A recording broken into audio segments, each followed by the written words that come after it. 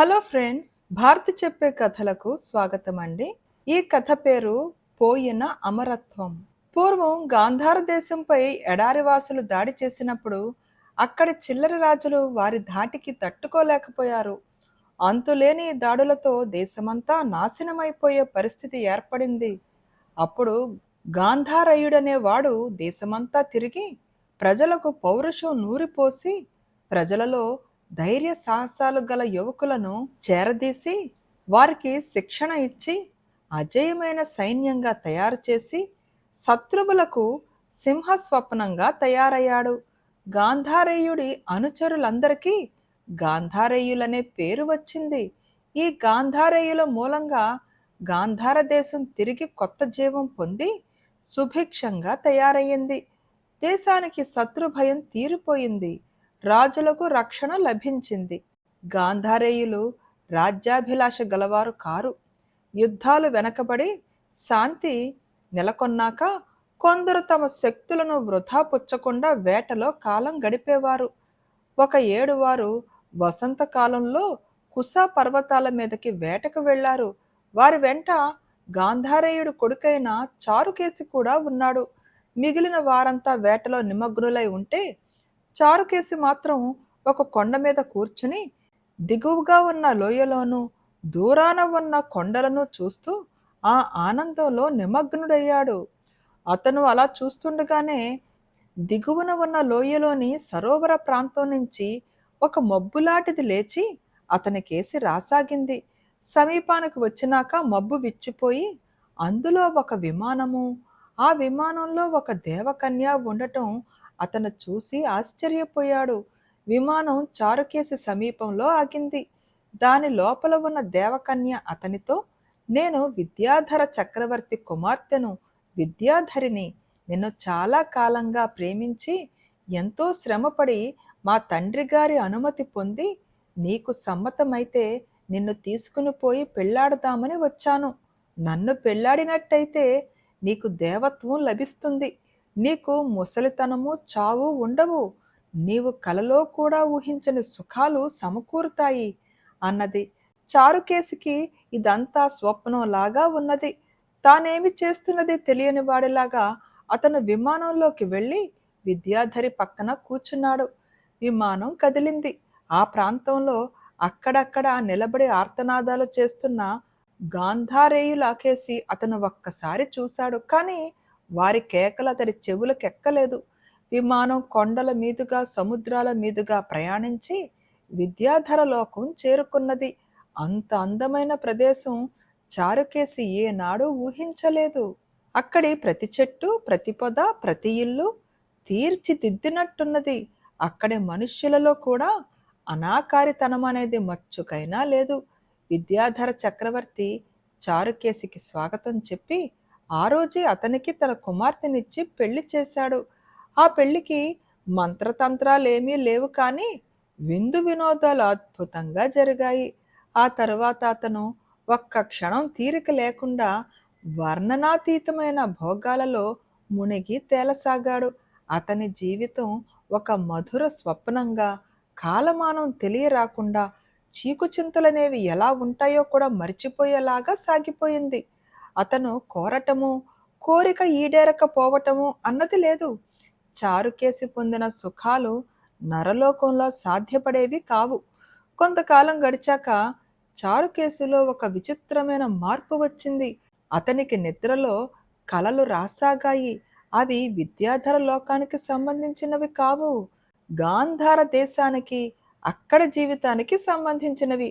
అక్కడి సరస్సులలో గాంధారేయులు ఈతలు కొట్టటము, వారు అరణ్యాలలో అడవి పందులను, ఇతర మృగాలను వేటాడటము, తన ఆప్తులు మిత్రులు తన వెంట ఉండటము మొదలైన వివరాలన్నీ అతను కలగన్నాడు.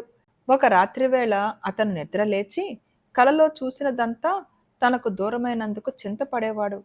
అలా ఉన్నావేమని భార్య అడిగితే, మరేమీ లేదు, కలలో ఫలాని ఫలాని వాళ్లను చూశాను, అందరము కలిసి వేటాడుతున్నామంట అనేవాడు. మరికొంతకాలం గడిచింది. చారుకేసి తన దేశాన్ని గురించి కలవరించడం జాస్తి అయింది గాని ఏమీ తగ్గలేదు. నరలోకం గురించి అస్తమానం ఆలోచించడానికి అక్కడ ఏముంది? అడుగడుగునా బాధలే. జబ్బులు, ముసలితనము, చావులు. ఏ ఋతువు సుఖంగా ఉండదు. వేసవి వేడి, అది పోతే వర్షాలు, అవి పోతే చలి. చలికాలం రాగానే చెట్లన్నీ మూడైపోతాయి. ఎండాకాలం రాగానే మడుగులన్నీ ఇంకిపోతాయి అన్నది విద్యాధరి తన భర్తతో. అలా అనకు. వేసవి తర్వాత వానలు కురిస్తే ఎంత సంతోషంగా ఉంటుంది. శీతాకాలంలో మూడైన చెట్లు తిరిగి వసంతంలో చిగిర్చి పక్షులు పాడుతుంటే ఎంత ఆనందంగా ఉంటుంది. చావు ఉంటేనేం గాక ఎప్పటికప్పుడు కొత్త జీవితం ఉండనే ఉన్నది. నన్ను ఒక రోజు పాటు మా గాంధార దేశానికి వెళ్ళి రాని, ఒక్కసారి ఆ పరిసరాలన్నీ చూడాలని ఉన్నది అని భార్యను చారుకేసి వేడుకొన్నాడు. ఇతనికి నరలోకంపైకి బుద్ధి మళ్ళటం ఆమెకు ఏమాత్రం ఇష్టం లేదు. అయినా అతడు అక్కడికి వెళ్ళి రావటానికి ఒప్పుకొన్నది. విమానంలో వెళ్ళి ఏ ఏ స్థలాలు చూడాలని ఉన్నదో అవన్నీ చూసి రండి, కానీ ఒక్కటి మాత్రం చెయ్యవద్దు. అక్కడి భూమి మీద కాలు మోపవద్దు. విమానం నుంచి కిందకు దిగవద్దు అని విద్యాధరి చారుకేసితో అన్నది. అతను పరమానందం చెంది విమానంలో ఎక్కి త్వరలోనే తన మాతృదేశానికి వచ్చాడు. గాంధారేయులు తరచూ విహరించే చోట్లు, వేటాడే చోట్లు, శిబిరాలు ఏర్పాటు చేసుకునే చోట్లు అన్నీ గాలించాడు. కానీ ఎక్కడా వారి జాడగాని, సందడి గాని, పొడగాని లేదు. తన తండ్రి, అతని అనుచరులు గాంధార దేశం విడిచి ఇంకో దేశానికి వలస వెళ్ళి ఉంటారా అని అతను అనుకున్నాడు. ఒక చోట ఒక పొలంలో పని చేసుకుంటున్న రైతుని పిలిచి అతను, ఈ ప్రాంతంలో గాంధారేయులనే యోధులు ఉండేవారు, వారెక్కడికి పోయారో నీకు తెలుసా అని అడిగాడు. ఎక్కడి గాంధారేయులు, ఎక్కడి కథ, వాళ్ళు పోయి 300 ఏళ్ళు దాటిపోయింది అన్నాడు రైతు. చారుకేసి తన చెవులను నమ్మలేకపోయాడు. అతను విమానాన్ని అక్కడి నుంచి బయలుదేరదీసి వెళుతుండగా అతనికి ఒక దృశ్యం కంటపడింది. నలుగురు మనుషులు ఒక కొండలో గని తవ్వుతున్నారు. ఆ నలుగురు కలిసి ఒక బండరాయిని కదిలించడానికి నానా పాట్లు పడుతున్నారు. మనుషులింత నీరసించిపోయారేమిటి? గాంధారేయుల్లో ఏ ఒకడైనా సునాయాసంగా ఎత్తి పైన పడేసే ఈ బండను నలుగురు చేరి కదిలించకపోతున్నారేంటి అనుకుంటూ చారుకేసి తన బలం వారికి చూపే ఉద్దేశంతో విమానాన్ని నేలపైకి దించి దానిలో నుండి దిగి పరిగెత్తాడు. అతను 2 అడుగులు వేశాడో లేదో పడిపోయాడు. ఆ క్షణంలోనే విమానం మాయమయ్యింది. గనిలో పనిచేసే వాళ్ళు పరిగెత్తి చూసేసరికి వాళ్ళకి ఎండి ఒరిగైపోయిన అతి ముసలవాడి కళేబరం మాత్రమే కనిపించింది. బేతాళుడు ఈ కథ చెప్పి, రాజా, నాకొక్క సందేహం. సాధారణ మానవులకు అతీతమైన దైవత్వాన్ని, అమరత్వాన్ని పోగొట్టుకుని సుఖాలన్నీ విడిచిపుచ్చి తన భార్య అయిన విద్యాధరిని కూడా పోగొట్టుకుని చారుకేసి దిక్కులేని చావు చావటానికి కారణమేమిటి? ఈ ప్రశ్నకు సమాధానం తెలిసి కూడా చెప్పకపోయావో నీ తల పగిలిపోతుందని అన్నాడు.